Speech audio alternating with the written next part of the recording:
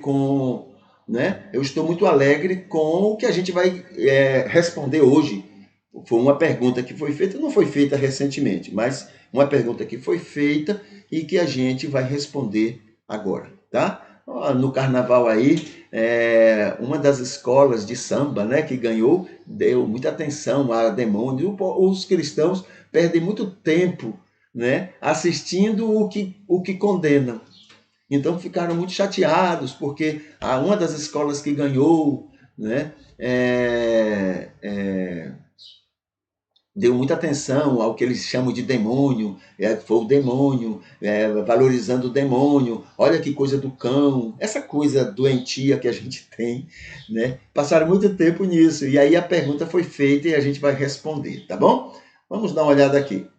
Aliás, há 2 carnavais atrás, a crítica era porque uma das escolas de samba que ganhou, acho que ganhou, né? Não sei, não me lembro, né? Mas mostrou lá Jesus sofrendo, né? Porque o diabo estava castigando e... Olha, gente, a gente...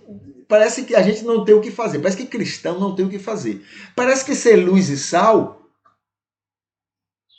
Parece que ser luz e sal é muito pouca coisa. Porque a gente fica com tanto tempo para ser fel e trevas, né? A gente fica com tanto tempo para ser fel e trevas, para perturbar os outros, para criticar, para reclamar, para julgar os outros, que parece que a gente já está cumprindo o nosso papel de luz e sal. Eu acho que se a gente fosse para o inferno, nem o inferno ia querer a gente. Porque a gente ia infernizar a vida do inferno. E isso não é ser luz e sal.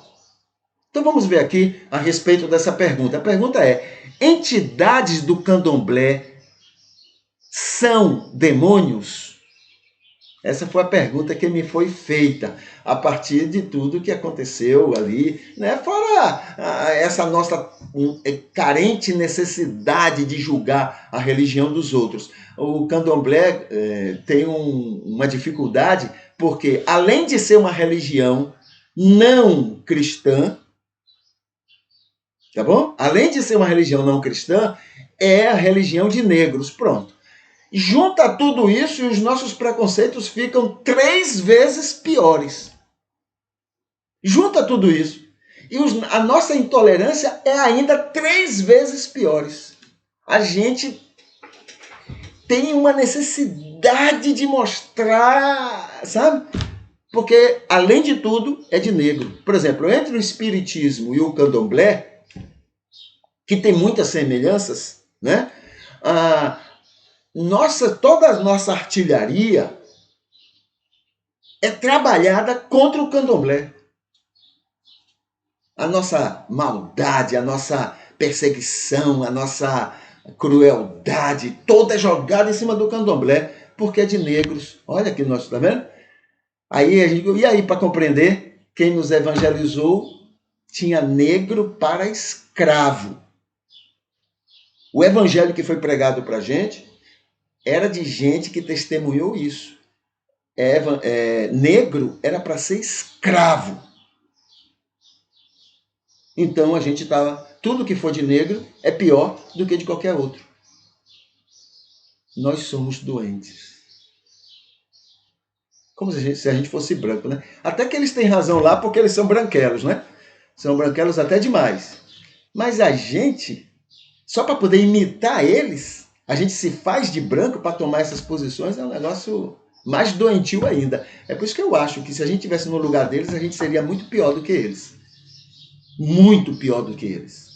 Se a gente tivesse um potencial econômico, esses potenciais que eles têm aí, né, que faz deles ainda mais arrogantes do jeito que são, né, se a gente tivesse, a gente seria, acho que, pior do que eles. Então, muito bem, vamos ver aqui os argumentos que temos. Primeiro diz assim, a pergunta, eu vou voltar à pergunta. A pergunta é: entidades do candomblé são demônios? Não podemos afirmar o que não sabemos. Não é inteligente não é justo, não é cristão, não é adequado à verdade que pregamos como seguidores de Jesus. Principalmente, não podemos nos deixar levar pelo preconceito e intolerância e a nossa natural prepotência para fazer afirmações diabólicas contra os outros e o que eles acreditam. Esse é o ponto 1. Ponto 2. Se a gente não sabe e quer realmente saber, se realmente a gente quer saber, então a gente pesquisa e aí começamos a ter alguma autoridade para dar uma ou outra opinião. Eu não sei sobre o candomblé, mas não sou tolo suficiente para seguir o que os outros dizem, até mesmo quem pouca ou nada sabe sobre o assunto. Terceiro, graças a Deus, hoje está mais fácil que nunca para sabermos muito sobre muita coisa. A internet nos ajuda muito nisto. E é o que eu vou fazer para saber mais sobre candomblé e dar alguma opinião ao final desta resposta. 4. A internet informa o seguinte: o candomblé é uma religião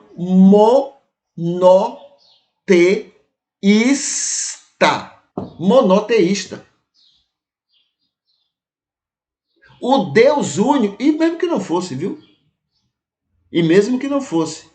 Na concepção teológica de Moisés, por exemplo, quando ele diz lá no começo que Deus disse, façamos o homem a nossa imagem e semelhança, ele dava margem para politeísmo. Mais de um. Façamos o homem a nossa imagem e semelhança. E nem por isso a gente critica Moisés. A gente até fica inventando, né, argumento para poder justificar essa palavra dele. Sabe por que isso? Porque a gente quer. Então, muito bem. A internet informa que o candomblé é uma religião monoteísta. O Deus único para a nação Queto, porque são divididas em várias nações. As nações aí são semelhantes no cristianismo às denominações, né? Nós temos várias denominações. Pois bem, então eles têm algumas chamadas nações, tá bom? Então, para a nação Queto, esse Deus único se chama Olorum. Para a nação Bantu, esse Deus único é chamado Zambi, ou Zambi. E para a nação Jeje, esse Deus único é chamado Mau. Mau. É mais ou menos esse o nome. A maioria dos participantes consideram como sendo o mesmo Deus do cristianismo. Parece que eles são mais maduros do que nós. São menos prepotentes do que nós. O nosso Deus é exclusivo. Tiramos do judaísmo, né? Jeová é só nosso. Aí a gente faz a mesma coisa. O Senhor Deus é só nosso. Eles não têm nada a ver com o nosso Deus. O nosso egoísmo chega a esse ponto. Mas eles parecem que são mais maduros. A grande parte deles acreditam que o Deus único deles é o mesmo Deus nosso. Olha que coisa linda que a gente precisa aprender.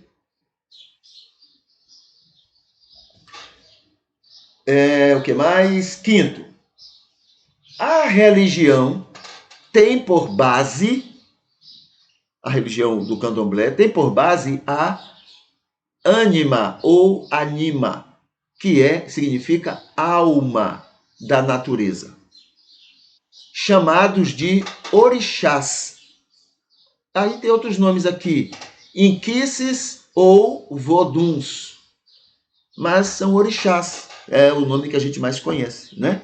Mas é um desses outros, a depender da nação, da denominação que está dirigindo aquele pensamento. Mas são orixás, essas almas da natureza, que recebem homenagens regulares com oferendas de animais, vegetais e minerais, cânticos, danças e roupas especiais.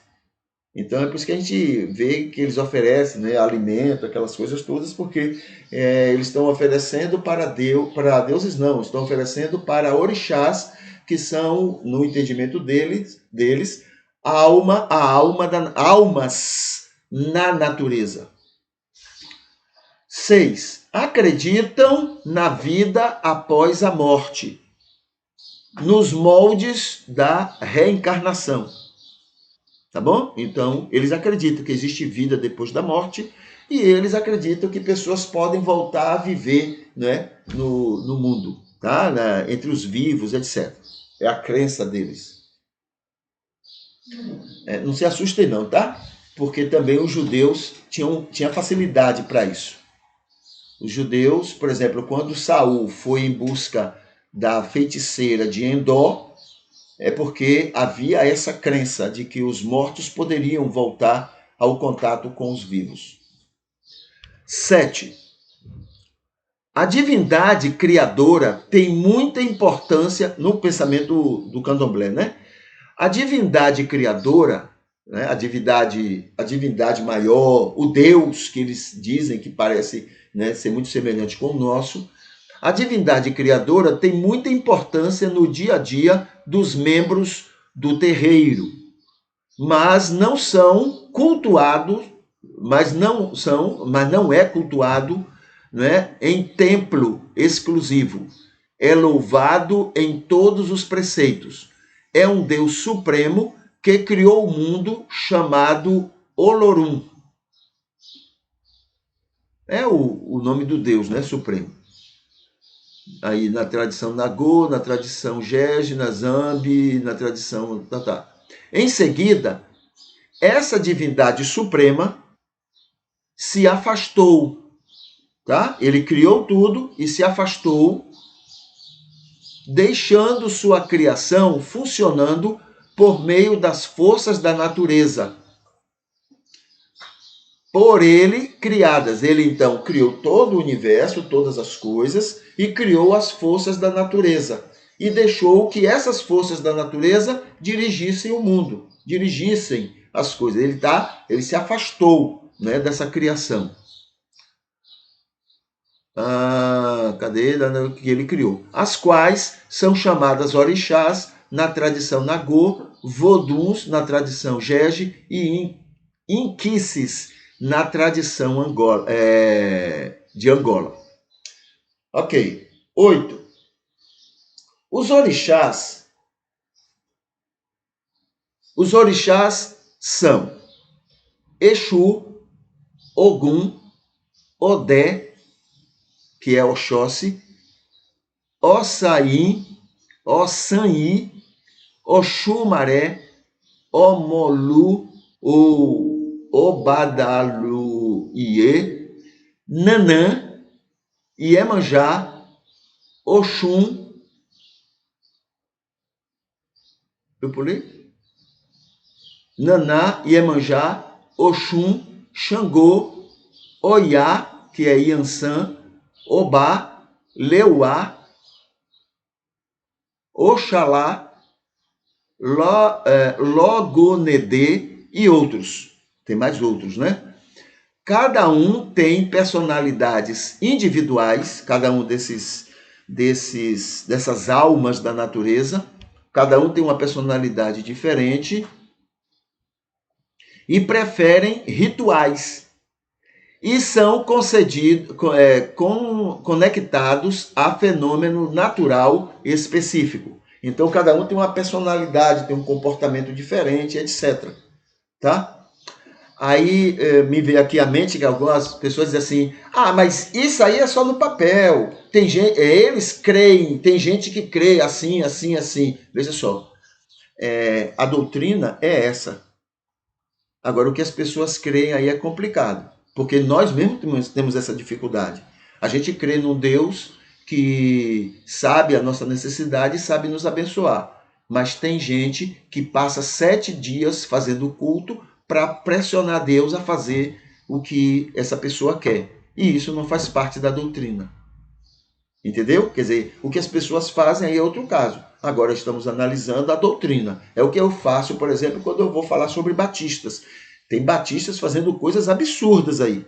Mas eu não estou preocupado com esses, porque aí é problema deles. A minha preocupação é com a doutrina. O que é ensinado a eles. Agora, o que eles vão fazer com isso é problema deles. Entendeu? A mesma coisa aqui, a doutrina do candomblé. Eu não posso analisar tudo que se faz, mas eu posso analisar a doutrina que está aqui. Agora, o que cada um vai fazer é problema de cada um. A mesma coisa acontece dentro das nossas igrejas. É ensinado uma coisa, mas as pessoas, ou algumas pessoas, fazem coisas totalmente ao contrário. Vai fazer o quê? Vai chamar que os batistas fazem aquilo? Não. Ali são elas que estão fazendo. Os batistas creem de um jeito e essas pessoas fazem de outro. Tá bom? Muito bem. Aí o ponto 9. Toda pessoa é escolhida no nascimento por um ou vários patronos orixás. Então, ao nascer, um orixá ou vários, é o que eles acreditam. Um orixá ou vários orixás resolve aceitar aquela pessoa como patrona. Ele vai ser patrono daquela pessoa. É quem vai proteger, é quem vai orientar, é quem vai guiar aquela pessoa. Que um babalorixá identificará. Então é identificado por um babalorixá. É um líder religioso, um líder espiritual no meio deles. 9 já li, não foi? 10. Alguns orixás são incorporados. Ou seja, as pessoas incorporam, recebem aquele orixá. Alguns se apresentam assim. Por pessoas iniciadas durante o ritual do candomblé. Outros orixás não. Nem todos, então, se incorporam. Apenas são cultuados em árvores pela coletividade. 11. A cada orixá cabe reger e controlar as forças da natureza, assim como certos aspectos da vida humana e social. Cada um, além de ter funções distintas e poderes específicos condizentes com seus traços da personalidade, conta também com símbolos particulares, como as roupas, as cores das roupas e das contas, determinados objetos, adereços, batidos de atabaque e canções características, bebidas e alimentos, sem falar dos animais sacrificiais próprios de cada divindade. Animais, eles sacrificam? O judaísmo fez a mesma coisa e a gente toma como sendo natural. Entendeu? Isso justifica uma coisa com outra? Não. Mas esse é no meu ponto de vista, mas no ponto de vista deles está correto. Vale a pena, Deus permite, Deus quer. Não era assim que os judeus faziam também? Era Deus que queria que a gente matasse aqueles animais. Jesus foi apresentado matando uma rolinha. Porque a família era pobre, não podia comprar um carneiro. Entendeu? Cadê? Bebidas, né? E falar animais sacrificiais e próprios de cada divindade. E cada orixá tem ainda uma saudação dirigida somente a ele. A divindade que é dita aqui não é o Deus Todo-Poderoso, não, tá? Quer dizer, o orixá. É chamado de divindade, ou não sei, pelo menos no estudo está sendo chamado de orixá.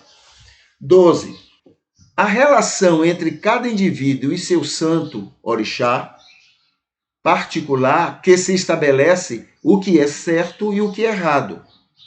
Para um adepto do candomblé, a definição do que é bom e do que é mal nunca é abstrata, mas sempre relativa a uma pessoa concreta com seu orixá. Igualmente, né, voduns e inquices, pois cada um está relacionado a uma série de tabus específicos, os chamados EUOs. O que o devoto não pode fazer é quebrar os tabus de seu orixá, mas aquilo que é proibido para um orixá não é necessariamente proibido para outro, tá bom? Então, cada um tem seu orixá, que protege, que guarda. Aí alguns podem dizer, mas isso aí é demônio. Não, na crença deles, no que eles acreditam, né? É como muitos cristãos acreditam em anjo da guarda. É como se você anda no lugar e Deus colocou um anjo para tomar conta de você, um anjo da guarda. Gente, tem muita semelhança.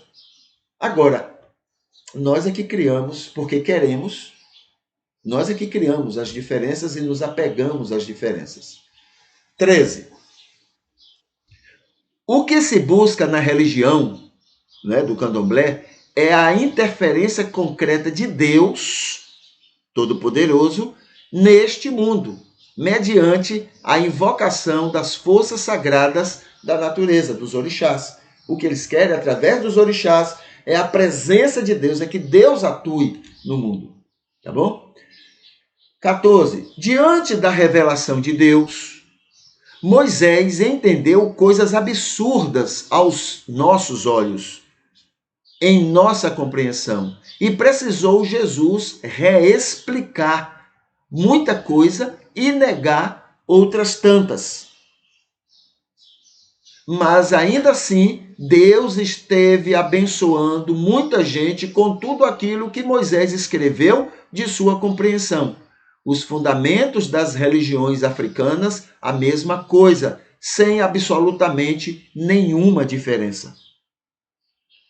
Deus ama, aqui está o 16, Deus ama os participantes das religiões africanas? Sim, muito, muito e muito. Quem não tem amor por eles somos nós, com nossos preconceitos e intolerâncias.